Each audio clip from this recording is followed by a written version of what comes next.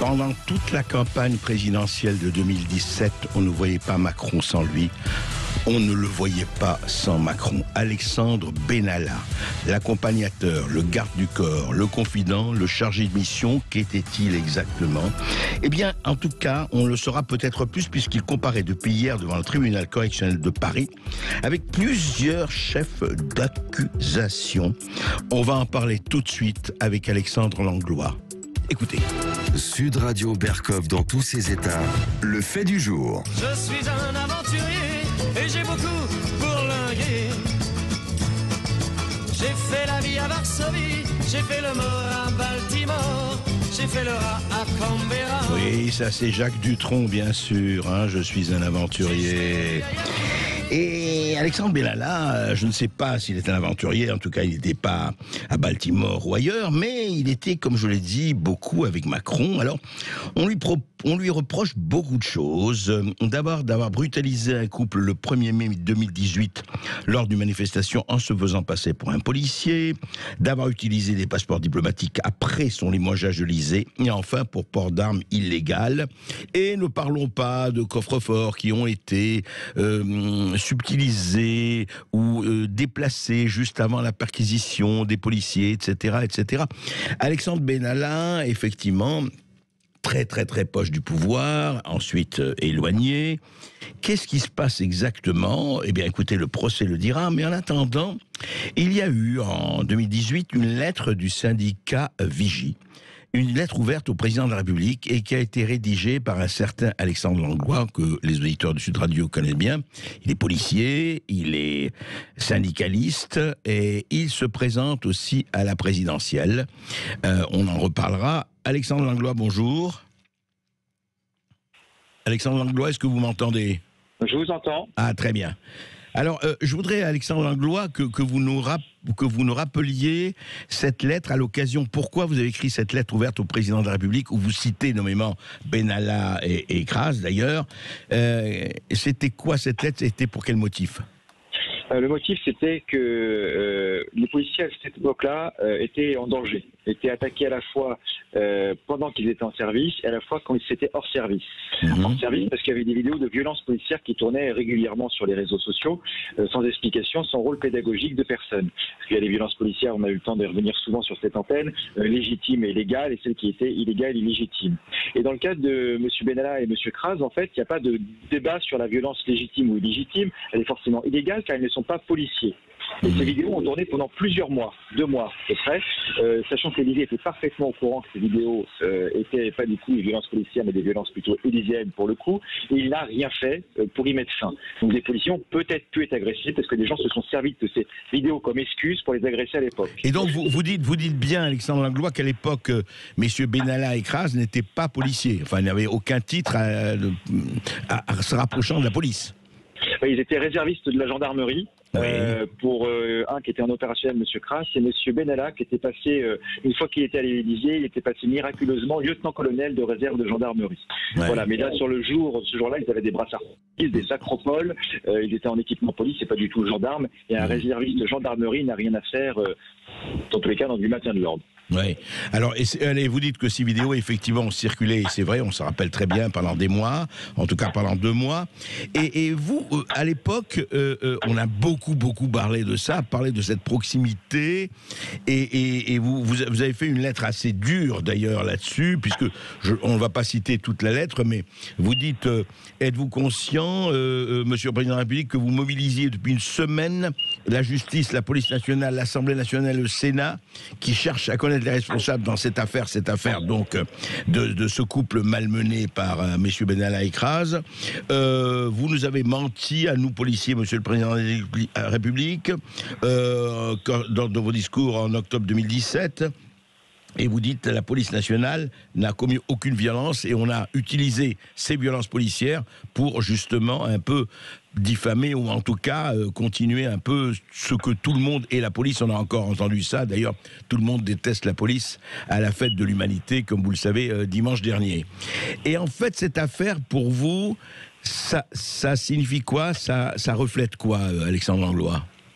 Ça fait plusieurs choses déjà. C'est que les policiers, dès qu'ils commettent une faute professionnelle, ils sont directement sanctionnés, ou en tout cas très rapidement. Là, pour le coup, M. Benalla avait juste pris 15 jours d'exclusion temporaire de fonction sans perte de salaire. Bon, je voudrais bien qu'il y ait des fois tant de magnanimité avec certains policiers qui sont avant même enquête, qui sont mis de côté. La deuxième chose qu'on a pu voir sur le mouvement des Gilets jaunes, qu'il y a du flagrant délit, il y a des comparutions immédiates.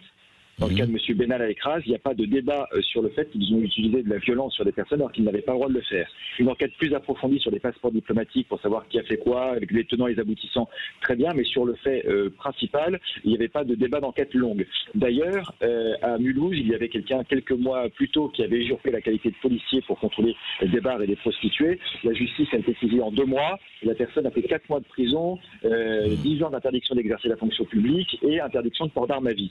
Donc ça veut dire que la justice est capable d'être rapide. Et là, comme l'a fait remarquer l'avocat Maître Bouzrou qui défend notre partie civile, il a bien dit que là, le dossier a bénéficié d'appui de l'Élysée pour traîner en longueur et que ça ne se passe pas aussi rapidement. L'autre chose aussi, c'est qu'il y a l'exemplarité. Parce que l'exemplarité, M. Macron avait dit dans son discours aux forces de la sécurité intérieure, si quelqu'un met en danger le collectif parce qu'il a fait une faute, il sera sanctionné. Ouais. Et là, du coup, il n'y a pas eu de sanction. Il n'y a pas eu de choses et c'est pas tombé aussi vite. Et enfin, dernière chose, je parlais de mobiliser toutes les forces d'enquête judiciaire pour cette enquête. Oui, parce que ça a un coût fonctionnaire de mobiliser une enquête, de mettre les moyens, etc. Pendant ce temps-là, les policiers ont d'autres choses à faire. Là, les faits étaient évidents, donc pourquoi mobiliser autant de monde pour quelque chose d'assez évident sur la plupart de l'enquête, en tous les cas au début, les passeports diplomatiques étant arrivés après. Donc de ce côté, on détourne les moyens de l'État pour des missions qui pourraient être utilisées plus prioritairement. On connaît les responsables et il y a un 2 poids 2 mesures aussi bien vis-à-vis des policiers que certaines personnes qui sont déférées immédiatement pour des faits de violence. Donc il y a tout cet enchaînement qui fait qu'il y a une perte de confiance, mais complète, par rapport à ce que propose l'Élysée et ces actes qui en suivent. Alors justement, Alexandre Langlois, et je profite du fait que vous soyez là, et on va parler aussi de votre candidature. Mais je voudrais savoir, en ce moment se tient le Beauvau de la sécurité, comme vous le savez. Nous sommes au 2e jour et demain, Emmanuel Macron donnera les résultats, en tout cas les conséquences qu'il veut tirer de ce Beauvau de la sécurité et des décisions à prendre. Mais d'ores et déjà, on annonce et on l'a déjà dit.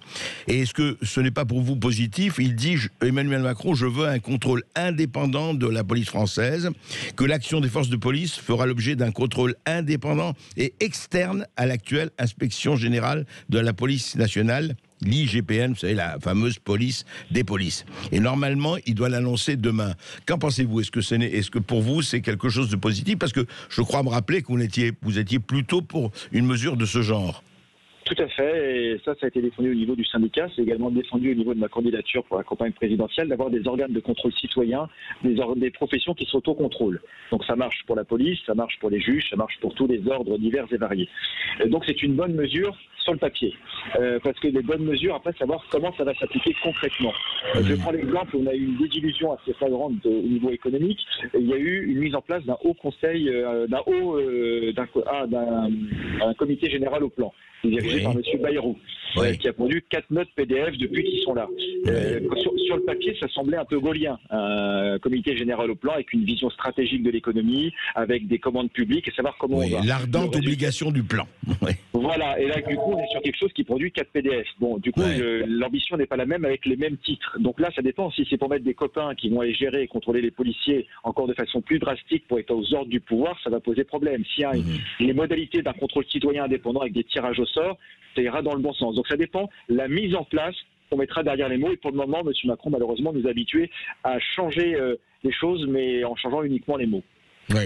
Oui, vous attendez de voir, quoi. Vous dites que la mesure, ça va dans le bon sens, c'est une bonne chose si ça se fait, mais comment, avec qui et exactement. On va juger sur pièce. Alors, dernière chose quand même, Alexandre Langlois, franchement, pourquoi vous présentez-vous? Vous savez, les difficultés des 500 signatures, vous avez tout cela, effectivement, tout citoyen peut se présenter, c'est pour moi une bonne chose. Mais franchement, vous présentez, pour participer au débat, pour faire quoi? Parce que vos chances, je ne veux pas du tout être désagréable, au contraire, vos chances ne sont peut-être pas immenses d'être à l'Élysée.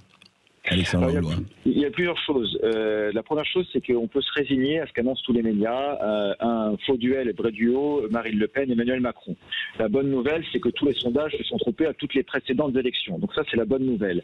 Ensuite, on a travaillé avec certains politologues, certains sondeurs qui ont dit que vu le contexte actuel, la décrépitude de la vie politique française, avec un rejet de tout le monde, un taux d'abstention record, il y avait peut-être une chance pour une candidature crédible au niveau de la sincérité. Parce que les gens peuvent faire des programmes dans tous les sens, si les personnes ne les appliquent pas derrière, ça ne marchera pas. Et par mon parcours, moi j'ai prouvé que j'étais capable d'aller jusqu'au bout de mes idéaux, sans compromission, et d'aller les appliquer. Je suis redevable d'aucun parti, je suis redevable d'aucune lobby, d'aucune banque, ni quoi que ce soit, et on voudrait renouer avec l'esprit fondateur de la Ve République, un président qui préside, qui est au-dessus des partis. Le général de Gaulle avait bien dit à l'époque, si jamais les partis prennent le contrôle de la Ve République, c'est la fin. Et aujourd'hui, nous n'avons plus de président de la République, nous avons un président de faction. Donc c'est de remettre les choses. Après, c'est ça le jeu de la démocratie. La démocratie, c'est qu'il faut que tout le monde puisse s'engager. Tout le monde doit participer. Si on regarde laisser faire les choses, c'est une oligarchie parce qu'il y a besoin de moins de monde. Mais vous savez, Alexandre Langlois, qu'en ce moment, malheureusement, le parti des abstentionnistes, et ça ne nous réjouit pas du tout, devient de plus en plus majoritaire. Et c'est ça où le bas blesse. Du coup, la bonne nouvelle, c'est qu'il y a plein de gens qui m'ont dit si ma candidature arrivait à aboutir, sur 47 000 personnes qui peuvent donner une signature, je pense qu'on aura les 500 sans trop de difficultés au final, même si ça va prendre du temps.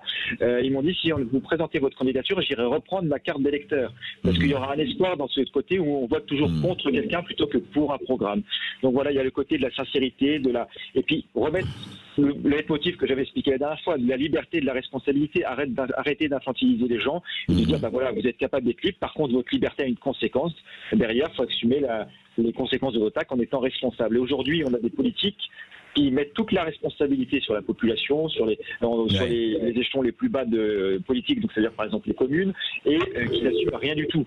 Donc à partir de là, il faut remettre les choses dans le bon ordre. Tout à fait, Alexandre Langlois. Le problème, c'est que vous le savez très bien, pour vous comme tout le monde, il faut des moyens. Et vous pensez les avoir, les moyens, aussi bien moyens financiers que moyens en hommes, en personnes, en matériel, etc.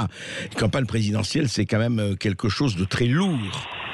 On est bien d'accord, et ça se travaille. Il y a deux techniques pour arriver au but. C'est soit on fait avec quelques grands donateurs, soit on mise sur la quantité de personnes qui va pouvoir donner 1 euro, 2 euros, 10 euros, en fonction de ses moyens. Et c'est ce flot démocratique, parce que du coup, il y a une réelle volonté de changement, et ça a pu marcher pour les campagnes de Bernie Sanders aux États-Unis, même s'il n'a pas abouti, ou même celui qui avait gagné, Monsieur Obama, qui avait gagné sur une technique comme ça. Donc il y a plusieurs méthodes. Maintenant, une fois de plus, la démocratie nécessite des engagements des citoyens. Maintenant, la vraie question, c'est est-ce que les gens vont vouloir se mobiliser ou ils sont tellement désabusés qu'ils disent c'est trop tard, on ne pourra plus rien faire. C'est effectivement la question. Merci Alexandre Langlois, et puis on vous suivra et on suivra tout cela. Merci Alexandre Langlois. Je rappelle que vous êtes policier. On a parlé de l'affaire Benalla, en tout cas de ce procès qui s'est ouvert hier. On a parlé de ce Beauvau de la sécurité, un contrôle indépendant voulu par Emmanuel Macron de la part de la police. Vous voulez réagir sur ces sujets au 0826 300 300 dès 13h15. N'hésitez pas. Pour Sud Radio, à tout de suite.